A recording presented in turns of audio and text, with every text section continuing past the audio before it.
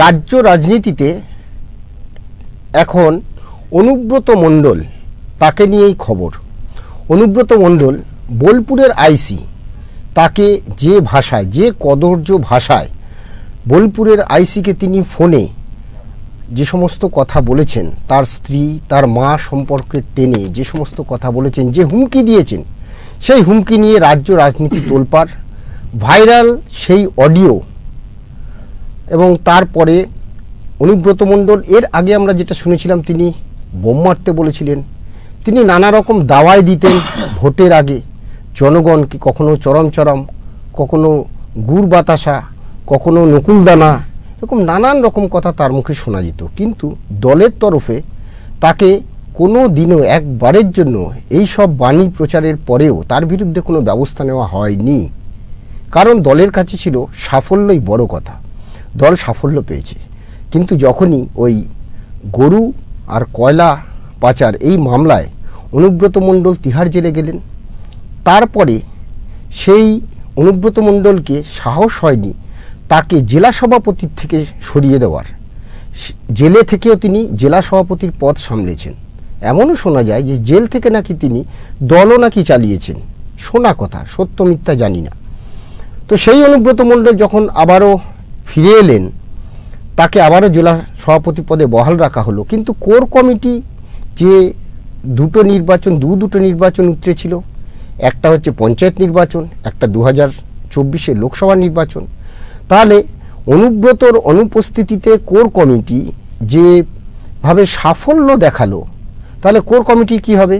তাই আবার অনুব্রত মণ্ডলকে এখন ওই কোর কমিটির সদস্য হিসেবেই রাখা হলো, তার জেলা সভাপতির পদ চলে গেল। আর এখানেই হয়ে গেল অনুব্রতর মাথা খারাপ। কদিন ধরেই তিনি নানা রকম কথা বলছেন। তার বিরোধী, অর্থাৎ দলের মধ্যেই তার বিরোধী কাজল শেখ, তাকে নিয়ে নাম না করে ঠাড়ে টুড়ে তিনি অনেক কথা বলেছেন। আর এর মাঝেই সেই গোষ্ঠীদ্বন্দ্বে তিনি বলে ফেললেন বোলপুর থানার আইসিকে কদর্য ভাষায় ফোনে নানা রকম কথা বললেন, তা ভাইরাল। তারপরে তিনি ক্ষমাও চাইলেন। কিন্তু পুলিশের উর্দি, সেই পুলিশের উর্দির একটা কি বলে সম্মান আছে। কোথাও যেন সেই পুলিশ বেঁকে বসেছে যে না, এবার আর নয়, এই ভাষা তারা আর সহ্য করবেন না, একটা হেস্তনেস্ত চাই। অনুব্রত মণ্ডল ক্ষমা চেয়েছেন দলের কাছে, পুলিশের কাছে ক্ষমা চাননি। আর পুলিশের কাছে ক্ষমা চাইলেও যদি একটা সাধারণ মানুষ এরকম ভাষায় কোনো একটা তৃণমূল নেতাকে বলতেন, ছেড়ে দিতেন কি? এমন তো ভুরি ভুরি উদাহরণ আছে। মুখ্যমন্ত্রী সম্পর্কে বলেছেন বা কোনো নেতা সম্পর্কে সমাজ মাধ্যমে বলেছেন, তাকে সাথে সাথে পুলিশ তুলে নিয়ে গেছে। বহু সাংবাদিককে হেনস্থা করা হয়েছে। তাহলে অনুব্রত মণ্ডলকে কি ছেড়ে দেবে? তাই অনুব্রত মণ্ডলকে পুলিশ নোটিশ পাঠিয়ে দেখা করতে বলেছে এসডিপিও অফিসে, কিন্তু তিনি আসেননি শনিবার। ফের তাকে রোববার তলব করা হয়েছে, তিনি কি আসবেন? আর আজকে আমরা এই বিষয়গুলো নিয়েই একটু কথা বলবো। আমার সঙ্গে রয়েছেন শিক্ষাবিদ পদ্মশ্রী মাসুম আক্তার। মাসুমদা, আপনাকে স্বাগত। মাসুমদা, বাংলা রাজনীতিতে আবার তোলপাড়, এই যে কদর্য ভাষা, আপনি একজন শিক্ষাবিদ, রাজনীতিকদের ভাষা সময় সময় কি বদলে যায়? দেখুন, এটা কোনো বিচ্ছিন্ন ঘটনা নয়, কিন্তু অনুব্রত মণ্ডল একটু ফ্রাস্ট্রেশনের মধ্যে আছে। কাজল শেখের শ্রীবৃদ্ধি ঘটেছে, তিহার জেল থেকে ফেরার পর তার পদও গেছে। ফলে ও যে ভাষাটা ভেতরে ভেতরে এতদিন ধরে বিভিন্ন জায়গায় বলেছে, ওসির কাছে এত অকপটে নির্দ্বিধায় স্রোতের মতো বলে গেছে, এর ভেতরে কিছুটা হতাশা, ফ্রাস্ট্রেশনও আছে। এটা বলতেও অভ্যস্ত, এমনটাই বলে।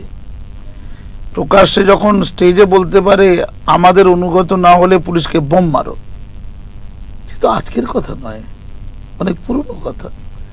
যখন মিডিয়ার সামনে মাননীয়াকে বলতে পারেন বকটু এর ওই হত্যাকাণ্ডের পর, ওই জেনোসাইডের পর, এই কেসটাকে সুচপুরের মতো দিদি সাজিয়ে দেব, দিদি সপাটে চড় মারতে পারতেন, চটটি যায়নি। তারপরে কত ঘটনা, সঙ্গীতা চক্রবর্তী বলে একজনকে শুনছিলাম, তাকেও নাকি বলা হয়েছে ওকে পাত্তা কেস দিয়ে ঢুকিয়ে দাও, অথবা ঠিক না হলে ওকে শাস্তি করে দাও। পরে তার হাত পা ভাঙা হয়েছিল শুনেছি। এরকম আমি জানি না, চারিদিকে এরকম ঘটনা আছে। ফলে এটা আজকের গল্প না।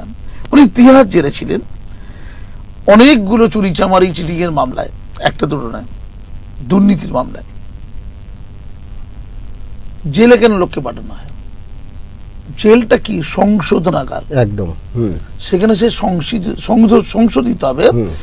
তারপরে যদি মনে হয় তিনি সংশোধিত হয়ে গেছেন, সেই সময় পর্যন্ত তাকে জেলে রাখতে হবে।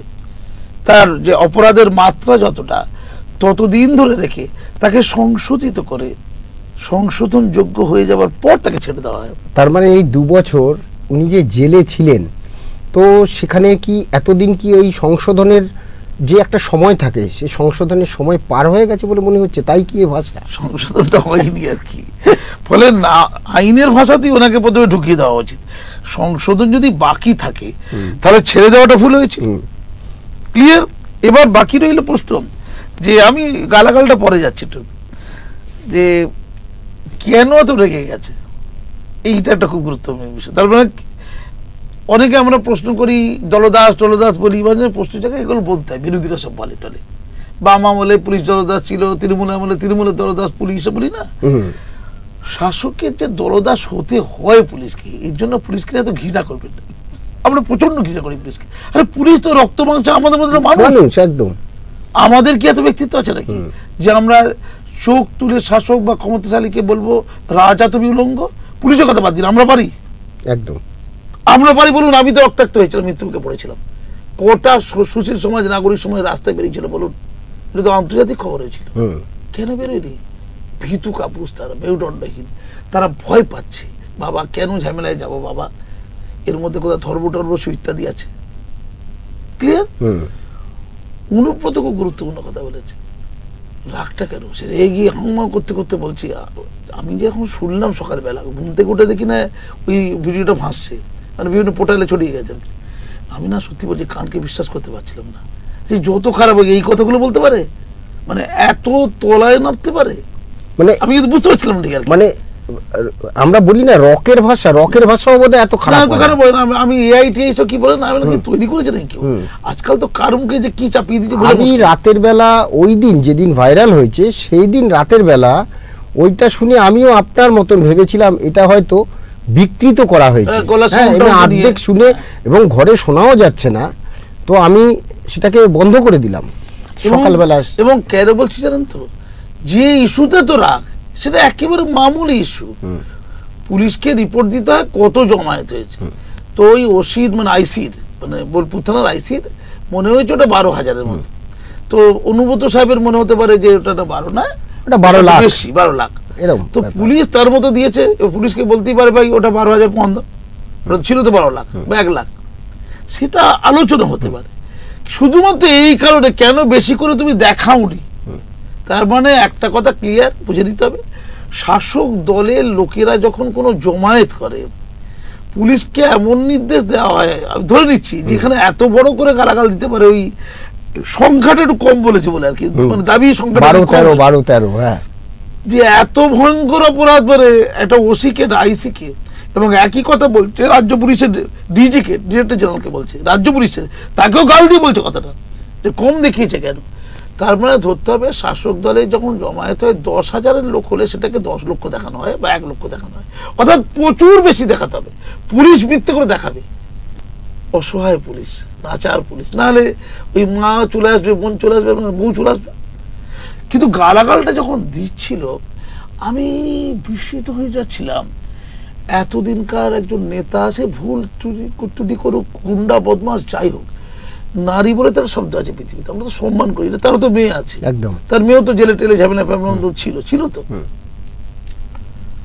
গালাগাল তো দেওয়া যায়, কিন্তু মাকে এবং স্ত্রীকে, তাদের শরীরটাকে কেন্দ্র করে যে বর্বরতার সাথে কথাগুলো বলছিল, সেটা কিন্তু খুব ভাবার বিষয়। এই পুরুষতান্ত্রিক সমাজে যারা সমাজে একটা মাথায় চলে গেছে কোনো কারণে, আমি শিক্ষিত অশিক্ষিত দূরে ফেলে দিলাম, জনপ্রতিনিধিত্ব পদে একদম একটা রাজ্যকে একটা জেলাকে দীর্ঘদিন ধরে চালাচ্ছে, তার গ্রহণযোগ্যতা না থাকলে দিদি তাকে এত গুরুত্ব দিত না। তার মুখের এই শব্দের মধ্য দিয়ে আমাদের সমাজে, পুরুষতান্ত্রিক সমাজের যে ঘৃণ্যতা, যে পাপাচার, যে দৈন্যতা প্রকটভাবে ফুটে উঠেছে। কিন্তু একদম খুব ইন্টারেস্টিং। কেউ কেউ বলবেন যে এটা ইউটিউবে যারা ছেড়েছে আমি জানি না, কেউ কেউ আনকাট ছেড়েছে ইউটিউবে, খুব কানে লেগেছে। কেউ কেউ আবার একটু বিপ বিপ দিয়েছে করে যাচ্ছে। যেটা আনকাট গেছে, মাননীয়া নিশ্চয়ই যদি কান দিয়ে নিশ্চয়ই শুনেছেন, মনে হয় উনি হেডফোনে শুনেছেন। আমার এই পশ্চিমবঙ্গের, আমি নির্দ্বিধায় বলতে পারি, বাঙালি সমাজের হাজার হাজার শিশু, কিশোর কিশোরী, যুবক যুবতীরা শুনে ফেলেছে এই গালাগালটা। কি পছন্দ হলো বলুন তো, কি ধারণা হলো বলুন তো, এমনটি বলা যায়?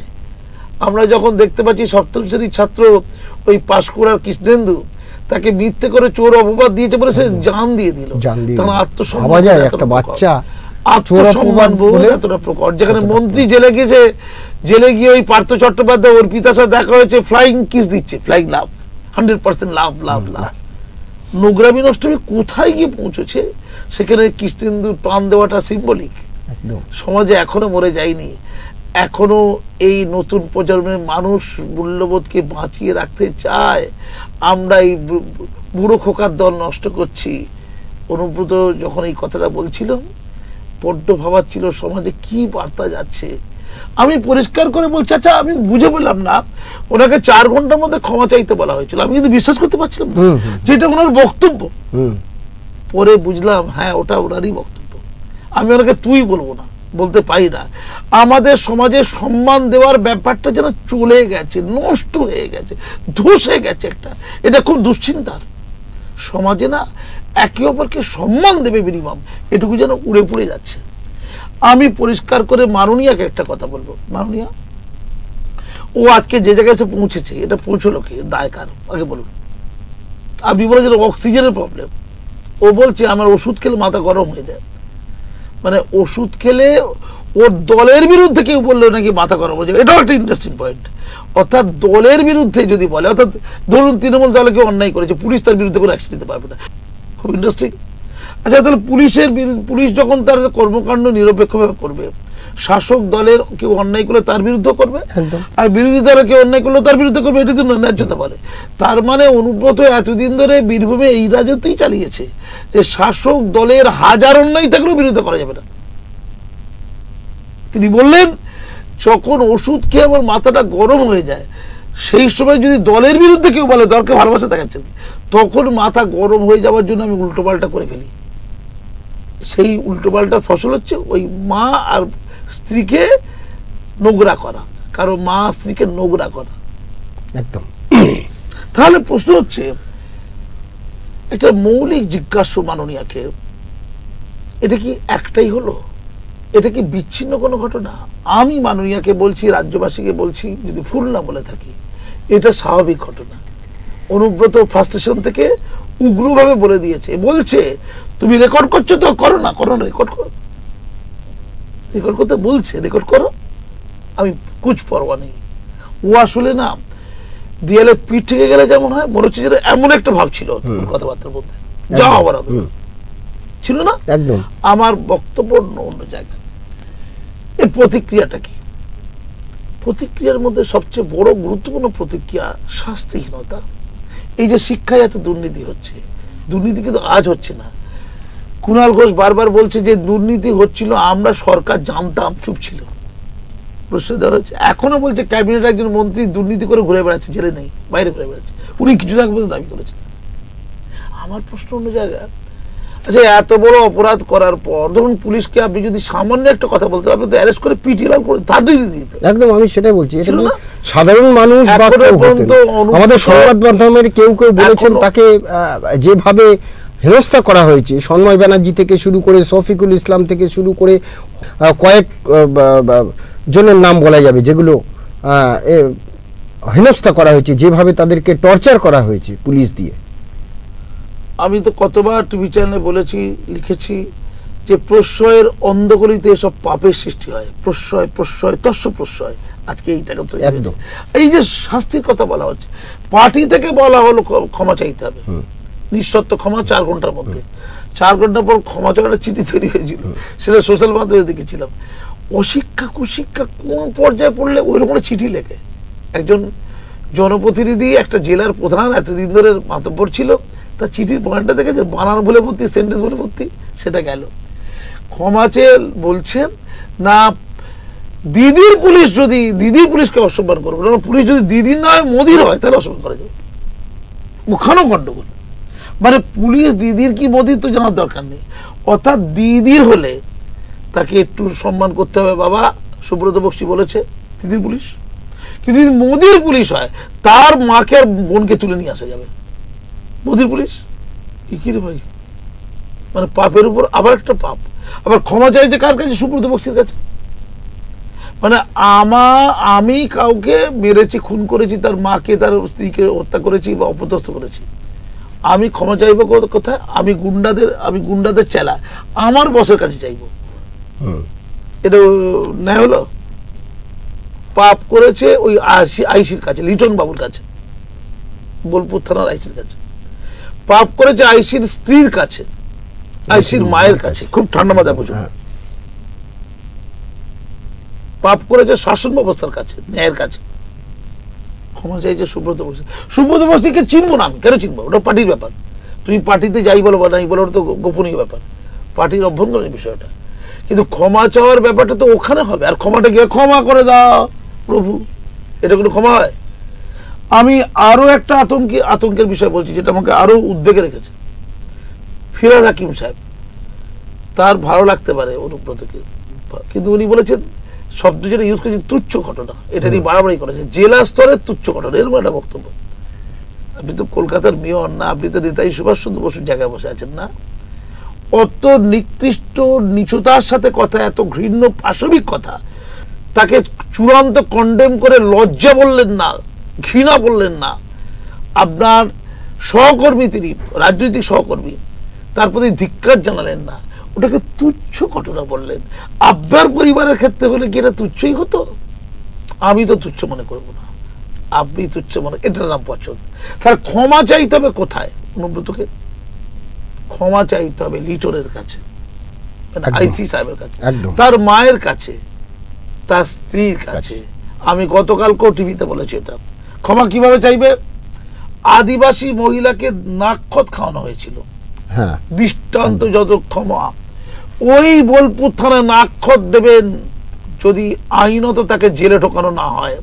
যদি বলেন ক্ষমার বিনিময়ে আমাকে ছেড়ে দাও, তাহলে ক্ষমাটা ক্ষমার মতো হবে, ক্ষমার যোগ্য ক্ষমা হবে। নাকখত দেবেন ওই বোলপুর থানাতে, নাকখত দিয়ে ক্ষমা চেয়ে যাবেন পা ধরতে। কার? ওই লিটন সাহেবের, বোলপুর থানার রশিদ। তার স্ত্রী এবং তার মায়ের কাছে যাবেন, যদি স্বর্গ মা বেঁচে থাকেন আমি জানি না, তার মায়ের কাছে যাবেন। দূর থেকে তার গা ছোঁয়া যাবে না, কারণ অসভ্য নোংরা লোক, কোনো মহিলার কাছে পাকে স্পর্শ করার যোগ্যতা নেই। দূর থেকে যতক্ষণে তারা ক্ষমা করবে, ততক্ষণ হাত জোর করে শুয়ে নত যে পারে, একদম সাষ্টাঙ্গে প্রণাম বলে না, ওই জন্য সাষ্টাঙ্গে ক্ষমা চাওয়া, এটাকে বলে ক্ষমা। আমি সুব্রত বক্সী সাহেবকে বলছি, অনুব্রতকে এটা দৃষ্টান্ত স্থাপন করতে বলুন, নতুবা ঘাড় ধাক্কা দিয়ে রাজনীতি থেকে বের করে দিন। পুলিশকে অর্ডার দিন, পুলিশের কাছে এখনো যায়নি, এখনো থানায় যায়নি, অ্যারেস্ট করে আবার তিহার জেলে, তার সংশোধন পর্ব এখনো বাকি থেকে গেছে। তাই তাকে পূর্ণাঙ্গ সংশোধিত করার জন্য হতে পারে যাবজ্জীবন, তাকে ওখানেই রেখে দেওয়া হবে, ওটাই হবে তার উপযুক্ত। একদম একদম। এখন দেখার যে অনুব্রত মণ্ডল রবিবার সকালে পুলিশ তাকে আবার তলব করেছে। তিনি শরীর খারাপ বলে তিনি যাননি। শোনা গেছে কয়েকজন আইনজীবী গেছিলেন বোলপুর থানায়, এসডিপিও অফিসে, আবার তাকে তলব করা হয়েছে। তিনি কি যাবেন?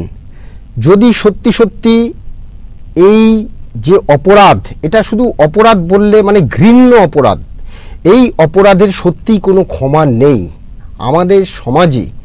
একজন মানে একটা জেলা সভাপতি পদ যিনি হোল্ড করেছেন, যার নাম শুধু পশ্চিমবঙ্গ নয় ভারতবর্ষের রাজনীতিতেও রয়েছে, অনুব্রত মণ্ডল নামটি। সেই অনুব্রত মণ্ডল যে কাণ্ড ঘটালেন এবং যে বয়সে গিয়ে ঘটালেন, এর কোনো ক্ষমা নেই। দেখব প্রশাসন কি ব্যবস্থা নেয়। আমাদের নজর সেদিকেই থাকবে। ধন্যবাদ মাসুমদা, ধন্যবাদ আপনাদের, সবাই ভালো থাকবেন, নমস্কার।